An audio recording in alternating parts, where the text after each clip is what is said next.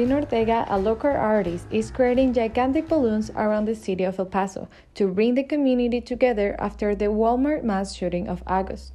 Tino painted and dedicated this mural at Old Sheepdog Brewery to two of the victims. Gustavo Delgado, relative and owner of the brewery, says this is a loving way to remember them.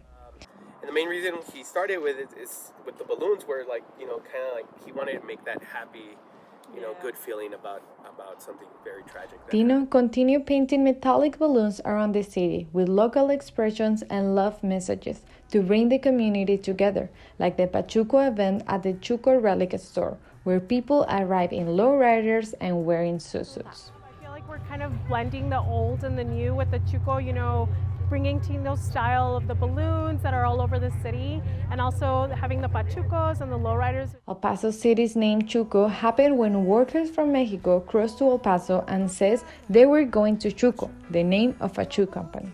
Tino's balloons around the city shows the colorful culture of El Paso and a strong sense of community.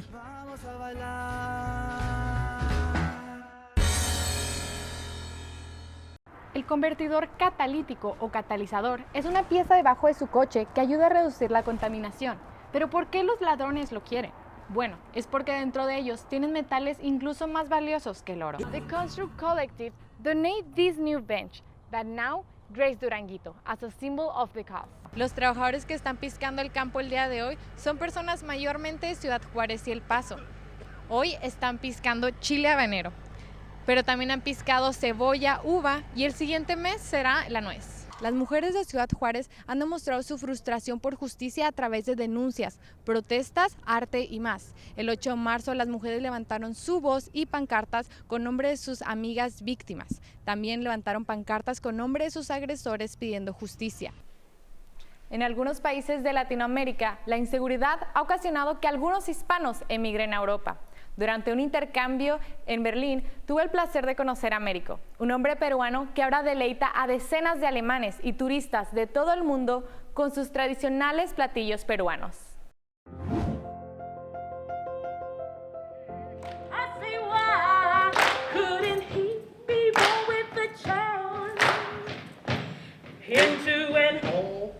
February is Black History Month, and as an annual tradition, Black Programs and NMSU host a series of Black cultural events and activities where everyone is welcome.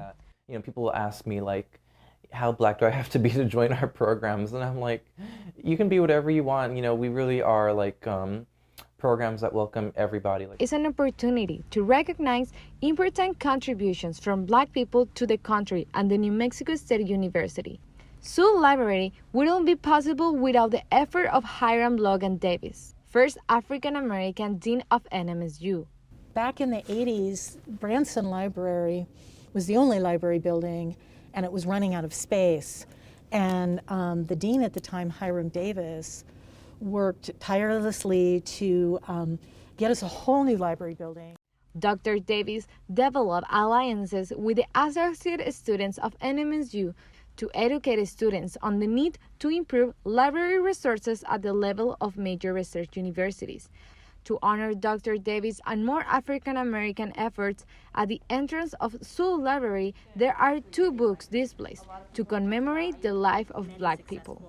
Black authors and writers and poets who have worked really hard to, share their authentic Black stories. Students can come and pick up a book through the month of February. For I am no longer bound by rhythms of race or region. Oh no, my speech. 11 satirical exhibits were presented in the Color Museum performance by B Group, written by the Broadway director George Wolfe about ratifying the ideas of what it means to be Black in the contemporary America. We don't ask for acceptance. We don't ask for approval. Honey, we know who we are and we move on. Hopefully this is going to bring a conversation, as it's bringing out Black stereotypes, racism that exists not only outside of our culture, but even internally.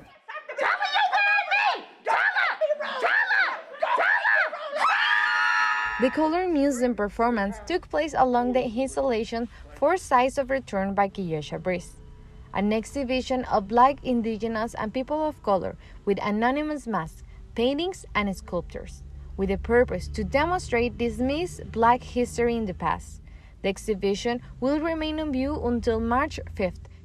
The month-long celebration will conclude with 2 events hosted by Black Students Association, and everyone is invited. One that I'm most excited about is the African drum and dance. I think it'll be really interesting because I've never done anything like that before, and that's not necessarily something that you often see in any part of New Mexico. Good way to close out the month just by enjoying ourselves, dancing, dressing up in 70s outfits, and enjoying the music of the wonderful 70s decade.